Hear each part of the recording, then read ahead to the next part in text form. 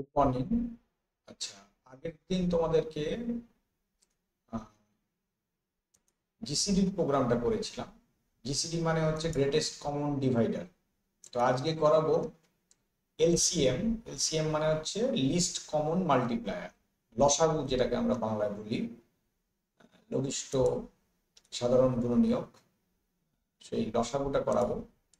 তো এখানে কি করতে হবে দেখো, প্রথমে দুটো নাম্বার ইনপুট নিতে হবে। নেওয়ার পর কি করতে হবে, বড় নাম্বারটাকে খুঁজে বের করতে হবে। If A greater than B, তাহলে লার্জ হচ্ছে A, sorry L equal to A. ঠিক আছে, বুঝতে পারলে কি করলাম? আচ্ছা, এলস যদি না হয় তাহলে লার্জ কোনটা? বি।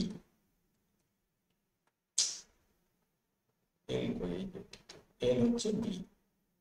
এইবার দেখো, নেক্সট কাজ হচ্ছে আমরা কি করব, একটা হোয়াইল লুপ ঘোরাবো। হোয়াইল ট্রু বললেই লুপটা ঘুরতে থাকবে, মানে এই লুপটা যতক্ষণ না কোনো ব্রেক কন্ডিশন পাচ্ছে ততক্ষণ এটা চলতে থাকবে। আচ্ছা, এর ভেতর কি হবে? তার আগে আরেকটা কাজ করে রাখি, যেটা দিয়ে লুপ ঘোরাবো আই দিয়ে, তার মানটা করে রাখছি আমি এল। তার মানে বড় সংখ্যাটা থেকে লুপটা ঘোরা শুরু হলো। কি হচ্ছে এবার দেখো, যদি I percentage A is equal, percentage মানে তো ইয়ে মডিউলাস, এটা 0 হয় এবং আই মডিউলাস বি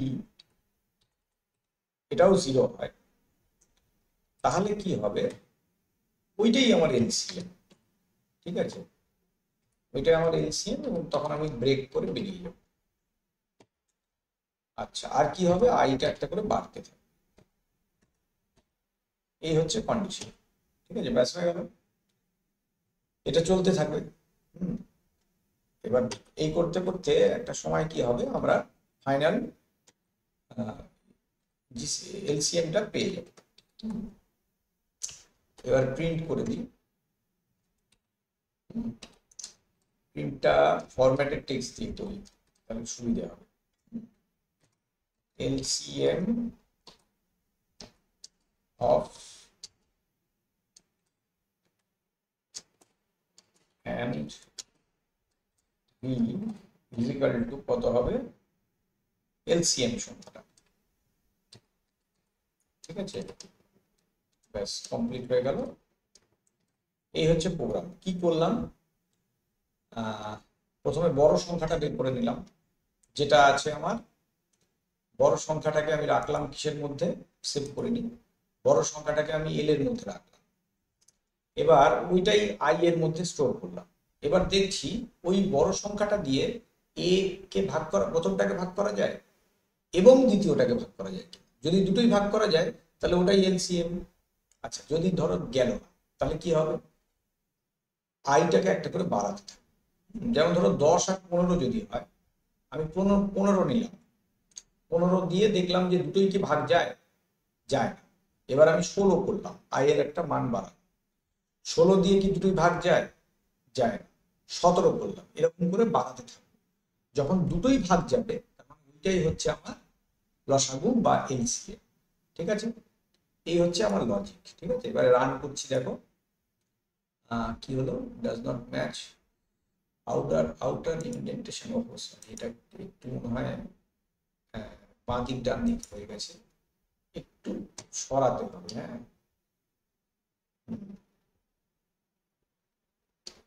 সরাতে হবে।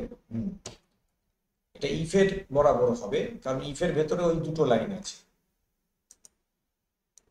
সেটা হতে পারে ইনডেন্টেশন একটু এদিকে হয়েছে। আচ্ছা, প্রথম নাম্বারটা ধরো 10 নিলাম আর দ্বিতীয়টা নিলাম 15, যেরকম বললাম, উদাহরণ দিলাম। এবার দেখো 10 and 15 is equal to 30।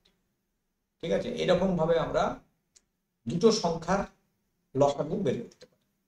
ঠিক আছে, তো এটা দুটোর জায়গায় তিনটেও হতে পারে, কোনো ব্যাপার না, একইভাবে হবে।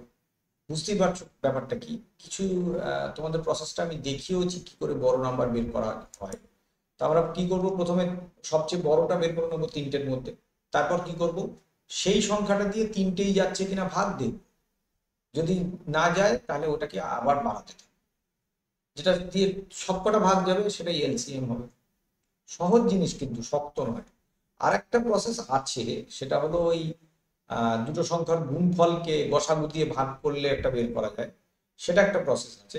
তো সেটা করলেও করতে পারো, সে তোমাদের যেটা মানে আহ, ভালো লাগবে সেটা দিয়ে করতে পারো। তো এইটা হলো ভাগ, না সম্ভবত গুণ করলে, কি একটা ভাগ করলে খেয়াল করছে না, দেখতে হবে। হ্যাঁ, তো সেটা করেও করতে পারো, একই জিনিস। তো যেটা সুবিধা হবে মনে হবে সেইভাবে করবে। এটা ছিল আমার এলসিএম প্রোগ্রাম। লাইক করবে, শেয়ার করবে, কমেন্ট করবে প্রশ্ন থাকলে। আর যেই পর্যন্ত রাখছি, পরের ক্লাসে অন্য প্রোগ্রাম করা, বেশ কয়েকটা গ্রুপের প্রোগ্রাম তোমাদের কিন্তু করিয়ে দিলাম। ঠিক আছে, আশা করছি এবার অসুবিধা হবে না। থ্যাংক ইউ সকলকে। আজকের ক্লাসে এইটুকুই রাখছি, পরের ক্লাস থেকে অন্য জিনিস করা হবে।